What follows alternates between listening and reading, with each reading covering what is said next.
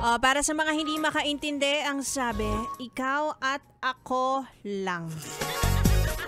Bakit may kasamang iba? Bakit may may tayo? Group project ba ito? I am back, it's me, Ganda Wanda. Kasama niyo pa rin dito sa 101.1 Yes FM. At ito na nga, Biyernes na naman. At sa darating na weekend, ako makikita na naman kayo ng jowa mo, ha? Siguraduhin mo lang na ikaw pa rin ang jowa tuwing Sabado at Linggo. Ay! Dahil marami dyan nakaschedule, di ba? Parang appointment lang sa dentista, mga ganon. Di ba? Lagana pa rin ang pambababae. Ewan ko. Siguro sakit to, no?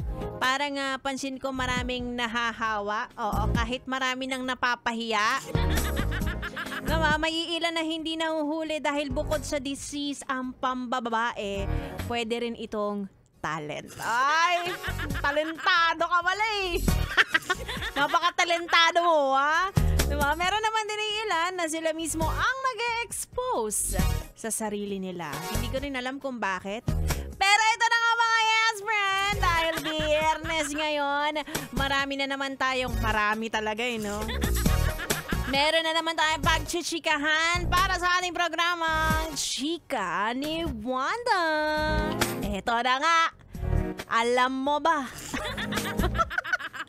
Sino itong nahuli sa concert ng Coldplay na magkayakap kahit na may kanya-kanya namang asawa? Hala! Ayan na nga ba? Wag mag-name drop, sinasabi ko sa inyo. Yan ang ating solid na chika para sa Chika ni Wanda. Sumama ka na dahil tandaan, kapag hindi ka kasama sa chikahan, ikaw ang pinag-uusapan. Hindi kasama sa JC. Okay. At sa aking pagbabalik, syempre, yes, friend, mas solid ang usapan kapag may kasama. Kaya naman sasamaan ako ng bibi nyo.